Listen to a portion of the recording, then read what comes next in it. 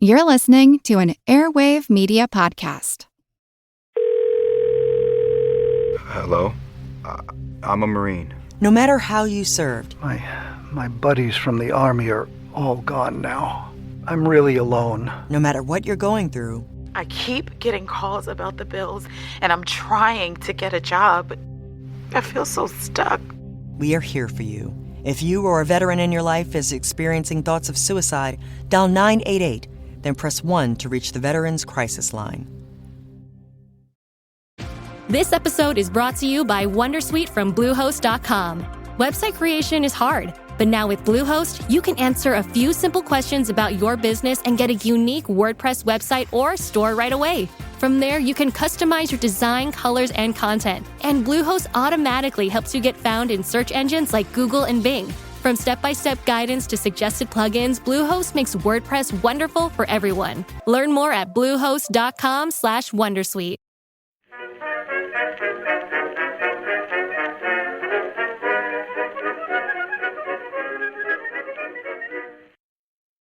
Hello everyone, and welcome to History of the Second World War, episode 115, the September Campaign, Part 7, September 1st, 1939.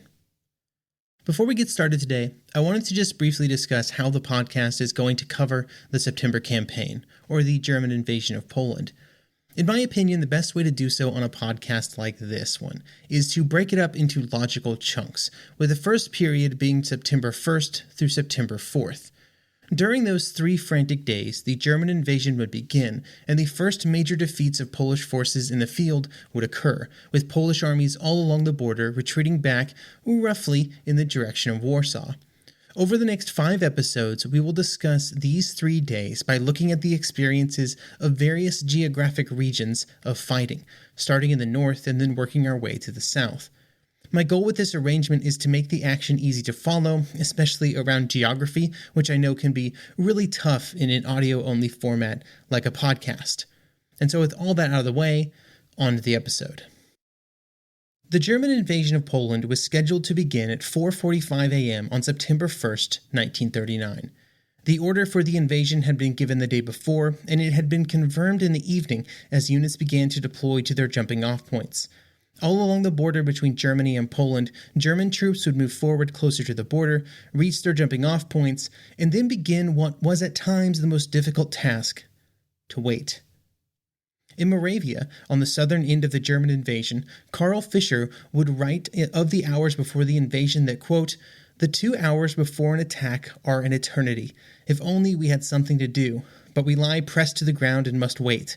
Nothing but waiting." As the final moments approached, Staff Officer Johann Graf von Kielsmansegg of the 1st Panzer Division would later recall thinking, quote, "I light a cigarette. When it goes out, the war will be on. Another 2 minutes before the war begins. It's a strange and provocative feeling to experience a historic moment whose significance cannot be predicted so consciously or so directly." End quote. On the other side of the border, Polish troops were also waiting, although they did not know what danger was close at hand. War had seemed imminent for weeks, as the various attempts at negotiations had failed time and time again. On September 1st, around Poland, newspapers would be printed, speaking of increased readiness and preparations, and the resolve of the government not to give in to Germany and Hitler's demands. They did not know it at the time, but when they were being read in the morning, such headlines were already outdated. What nobody really knew is exactly what would happen if an attack began. Sure, the Germans might know that they were going to advance into Poland, but they didn't really 100% know what they were going to find there and what the defense of the Poles would be. The Poles knew that the Germans might attack, but they didn't necessarily know exactly where or when or how those attacks would develop. Now, we know today that in terms of manpower, Germany would have around a 2-to-1 advantage. But in all forms of equipment, the difference was far more stark. 3-to-1 in artillery, 3-to-1 in tanks, 5-to-1 in aircraft. This was not an even fight. But at the time, the exact advantage was not precisely known. The German war machine, though, long prepared first in secrecy and then openly, was ready for its first major campaign. But while the German soldiers waited near the front, operations were already underway, not for military reasons, but for political ones. For political reasons, both domestic and international, Hitler and the German leaders felt that it would be better if they were not strictly seen as the aggressors in the upcoming invasion. This had been a major focus of German propaganda leading up to the war, with many claims that ethnic Germans were being killed by the Poles and that the Polish government was doing other provocative things. That was the main focus of the German press before the start of the war. The actions of the SS during the night of August 31st to September 1st was really just a crescendo for these efforts. The precise route of what would come to be known as Operation Himmler would be in mid-August 1939, when Reinhard Heydrich, head of the SD, would communicate some orders for the SS to arrange for an attack on a German radio station near the Polish border. The attack would take place, and then the Poles would be blamed for the attack to give the impression that the Poles had struck first in the upcoming war, several hours before the German invasion began. This would then be trumpeted to foreign and domestic press as an excuse for the German invasion. At Nuremberg, Alfred Helmut Nonjaks would give a testimony about the operation, stating that he was personally ordered by Heydrich to perform the operation and carry out the attack on the radio station. He would then go on to say, quote, "My instructions were to seize the radio station and to hold it long enough to permit a Polish-speaking German who would be at my disposal to broadcast a speech in Polish. Heydrich told me that this speech should state that the time had come for conflict between Germans and Poles. Heydrich also told me that he expected an attack on Poland by Germany in a few days." End quote. Along with the plan for a radio message to be sent, there would be dead bodies placed at the radio station and at the nearest border crossing. These bodies would be dressed in Polish uniforms that were created by German intelligence for the purpose. The bodies would be those of concentration camp prisoners who were dressed in the uniforms, taken to the radio station and border crossing, drugged, and then shot. On September 1st, these bodies would then be presented as physical evidence of a Polish attack on Germany. The operation was carried out as planned at 9:30 p.m. on August 31st, providing the German government with its excuse to go to war, even if it was a completely fabricated one. Back at the front, preparations were already being made in the final minutes before the attack began. The Luftwaffe would begin launching its attack squadrons before 4:45 a.m. to give them time to reach their destinations, which meant that thousands of Luftwaffe pilots were flying over the Polish border in the 15 to 20 minutes before the war started. One of those pilots was Erich Munsk, who would be in a squadron assigned to make their first wartime sorties against a collection of Polish airfields. Munsk would later recall that in their final briefing, the leading major had simply said, "Gentlemen, off at 4:26 a.m., one aircraft every 20 seconds. Understood?" End quote. After the briefing, squadron's leaders headed to their aircraft, and just a few minutes later, they began to take off on their way to their targets. Near the Polish border at 4:30, one soldier would write that the sun began to finally show its light and to start to provide faint light over the territory that they were about to move into. Alexander Stahlberg would be stationed near the Polish corridor, and he would write in his diary that he had spent the minutes before 4:45 a.m. just staring at his watch, waiting for it to start. And when the minute hand hit 45, artillery fire could be heard, and at that moment, quote, "Our infantry began to move up, carrying their rifles under their arms as if they were going hunting. Not a shot was fired. Column after column rolled by for well over an hour. I looked at the soldiers' faces, seeing and hearing no excitement, no cheers. They were silent, their faces generally expressionless." End quote. All along the border, similar experiences would be had by millions of men. On the ground, they would begin to move forward under the dull roar of artillery, while in the skies above, the war had already started. When planning for the Polish invasion, the Luftwaffe had 5 key missions. The first 4 missions were in service of military objectives: disable Polish communication and transportation capabilities, give close support to the army as required, disable all Polish naval capabilities, and reduce the ability of the Polish economy to produce armaments. The final mission was to launch a mass bombing attack on Warsaw, which wasn't necessarily quite as military in nature.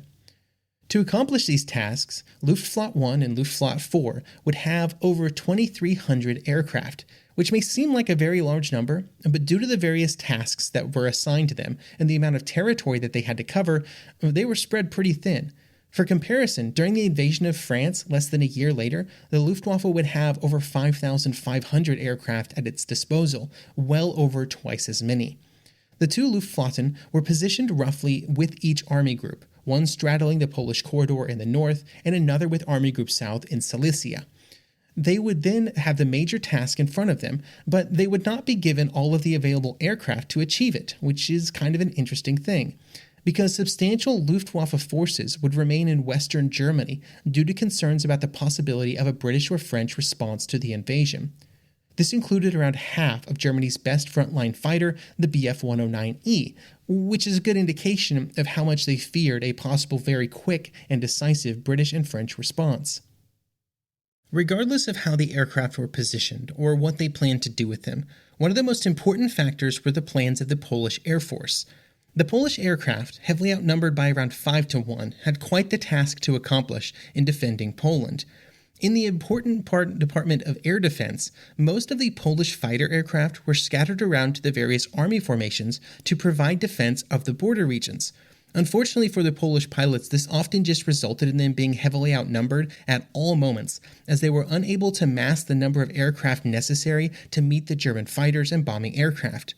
The one piece of good news was that the Polish squadrons all around the nation had been dispersed to as many airfields as possible in the days before the invasion, which would greatly lessen the impact of early German bombing of the airfields. This at least gave them a chance to get in the air at least part of the time.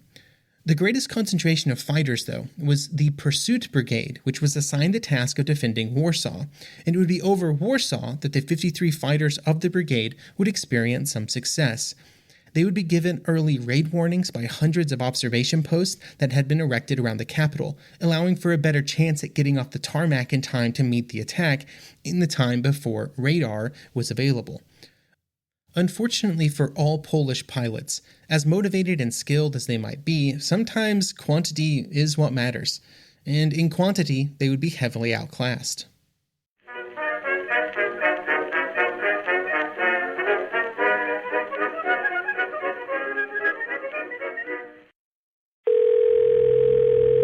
Hello?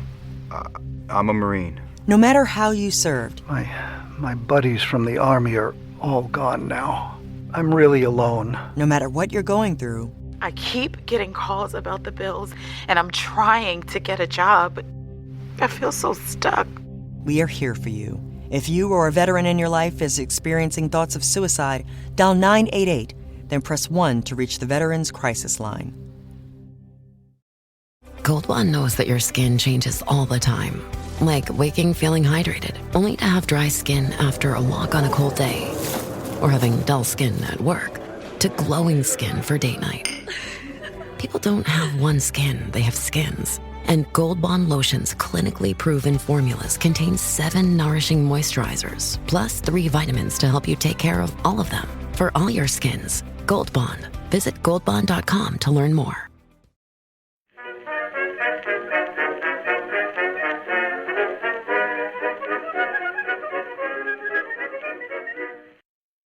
In the opening minutes and hours of the operation, the Luftwaffe had 2 primary targets that the first bombing raids would largely be sent to attack: bridges and airfields. From an invasion perspective, destroying some bridges was an important way to control the movements of Polish forces, or to ensure that bridges remained intact for use by advancing German units. These were considered to be so important that they would end up being the very first targets hit by German bombers, often Stuka dive bombers, in the minutes before the invasion actually kicked off. While the ground invasion was not scheduled to start until 4:45, at 4:30 a.m., one of these attacks would be made on a bridge outside of Danzig, when a group of 3 Stukas would make a dive bombing attack near a railway bridge over the Vistula River. The goal of this attack was not to destroy or even to damage the bridge, but to instead attempt to destroy the demolition equipment that the Poles had placed on and around the bridge so that it could be destroyed if the Germans invaded.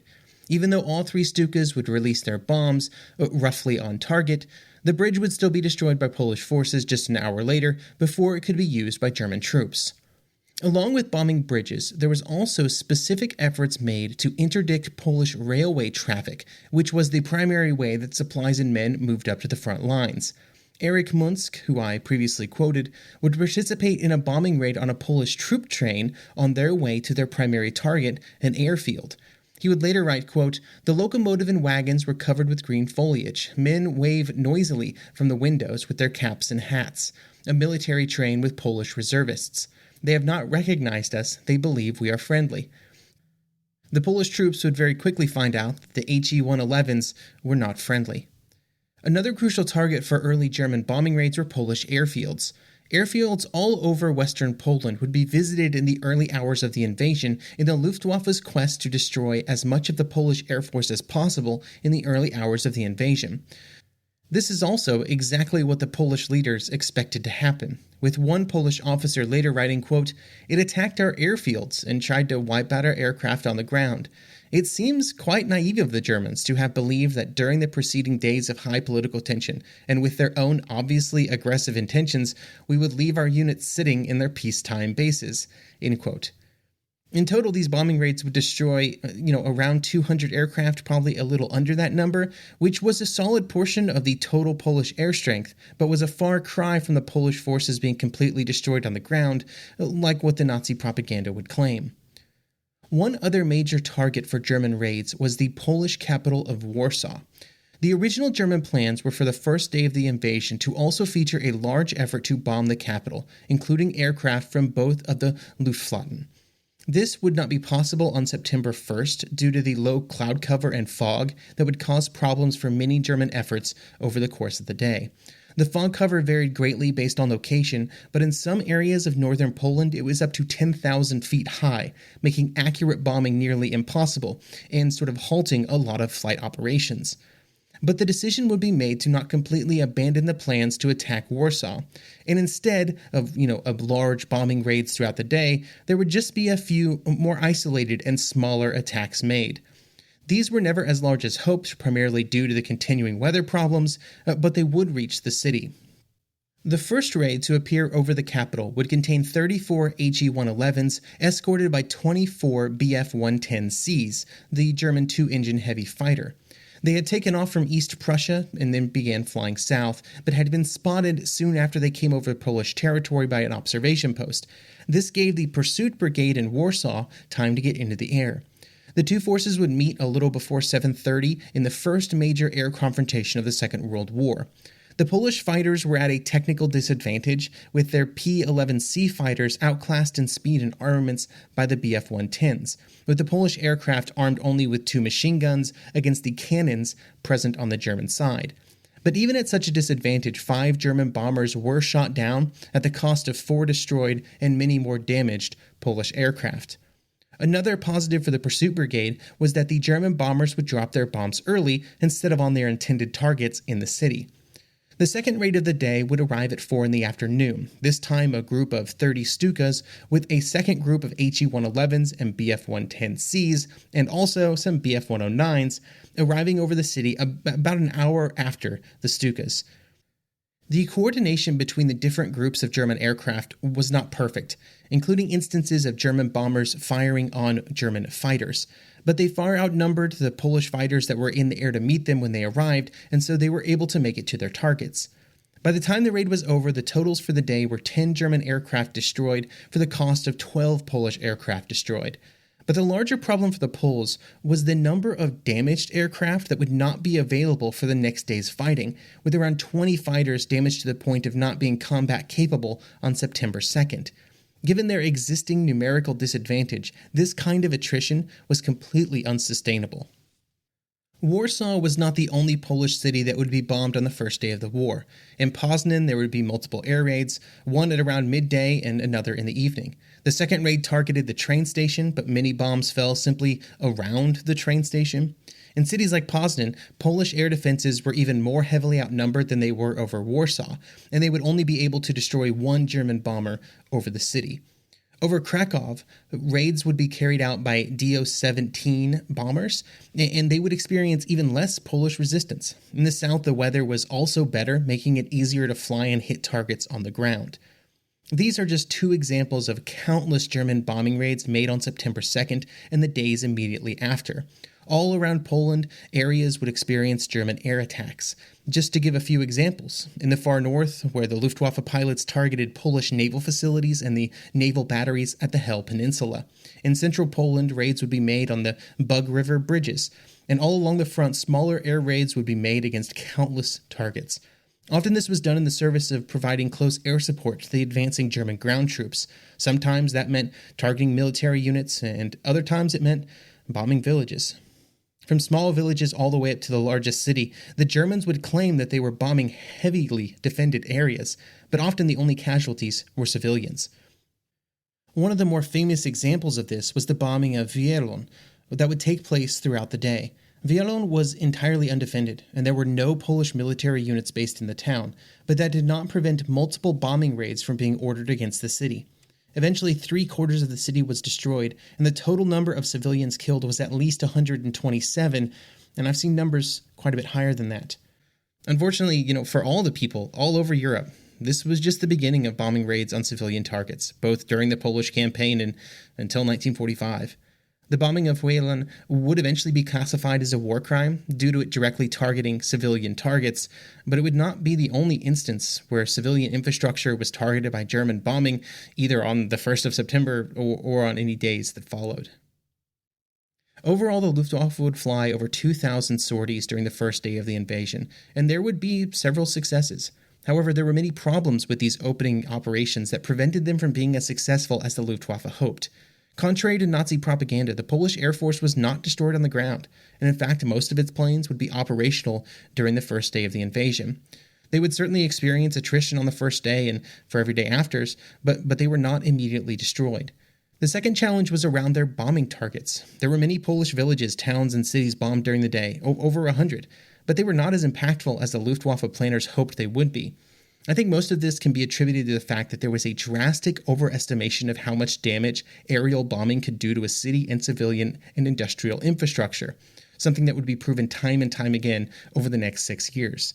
It was a problem that could only be solved by larger numbers of bombing aircraft and fewer targets and more bombs, and even then the results are debated. The third challenge experienced in the early days of the Polish campaign resulted in more actionable information. The communication between ground forces and air support just took too long. This made it difficult for an officer on the ground to get air support in a timely manner, which resulted in missed opportunities and delays. This had also been experienced during pre-war exercises, but just the sheer scale of the actions during the invasion and the geographic area that it covered made the delays far greater than during those exercises. This final challenge would turn into a great learning experience for the Luftwaffe for future campaigns. While the invasion of Poland had started, Hitler would send a proclamation to the German army on September 1st, giving in its briefest form the reason that many Germans now found themselves invading a foreign nation. Quote, "The Polish state has refused the peaceful settlement of relations which I desired, and has appealed to arms. Germans in Poland are persecuted with bloody terror and driven from their houses. A series of violations of the frontier, intolerable to a great power, prove that Poland is no longer willing to respect the frontier of the Reich. In order to put an end to this lunacy, I have no other choice than to meet force with force from now on. The German army will fight the battle for the honor and the vital rights of reborn Germany with hard determination. I expect that every soldier, mindful of the great traditions of eternal German soldiery, will ever remain conscious that he is a representative of the National Socialist Greater Germany. Long live our people and our Reich." End quote. Back in Berlin on the morning of September 1st, Hitler would speak before the Reichstag. During this speech, Hitler would reiterate many of the reasons that he felt that Germany had to go to war. As always with speeches of this kind, Hitler was in full propaganda mode when speaking of how much patience he had exercised over the previous months and years, constantly pushing for peace when those pesky Poles were simply unwilling to compromise. He would then claim that the actions of the German military were simply an attempt to, quote, "speak to Poland in the same language that Poland for months past has used towards us." This was all, of course, a fabrication, just total lies. Hitler would also speak to the Western nations, stating that he believed the western borders of Germany to be completely acceptable, and that he did not want a conflict with Britain and France. One interesting feature of this speech is that Hitler does not use the word war. It's not an announcement that Germany was going to war with Poland, or that it had declared war, or any other usage of the word war in that way. To quote from Roger Morehouse and his excellent work, Poland 1939, The Outbreak of World War II, Quote, "For all the hyperbole, however, one word that was conspicuously absent from the speech was war. As the memorandum sent from Berlin to all German embassies and consulates that night made clear, the word was to be scrupulously avoided. Quote, the action is for the present not to be described as war, the instruction read, but merely as engagements which have been brought about by Polish attacks." I find this really interesting because this is a common tactic by governments who are launching a war to make sure they don't call it a war so that their enemies or other nations don't see it or cannot claim that it is a war, even though it's clearly a war. On the evening of September 1st, the first wartime editions of Polish newspapers would be printed with news of the German invasion, with the Warsaw Evening stating, quote, "The whole nation in defense of freedom. With faith, trust, and courage, we go into battle."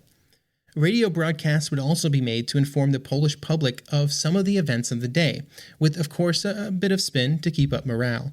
These news bulletins would be accompanied by patriotic music and uplifting snippets of events at the front, like Polish cavalry moving into East Prussia. To quote from a broadcast made by Roman Umiastowski, quote, "We are ready. Wherever the enemy has attacked, he has run into a wall of our resistance against which his attacks have been smashed. We are not merely defending ourselves successfully, we are also attacking. 2 brigades of Polish cavalry have crossed the border of East Prussia and are pressing forward continually to rescue our brothers in the Masurian Lakes and Ermland. Soldiers, fight heroically. You are fighting for a just cause. The moment of victory is at hand." End quote. Unfortunately for the Polish troops at the front, things were not going as well as that radio broadcast might have made it seem. Join me next episode, and we will look at the Polish defense of the German invasion out of East Prussia, as well as the ill-fated defense of Danzig and the Polish corridor.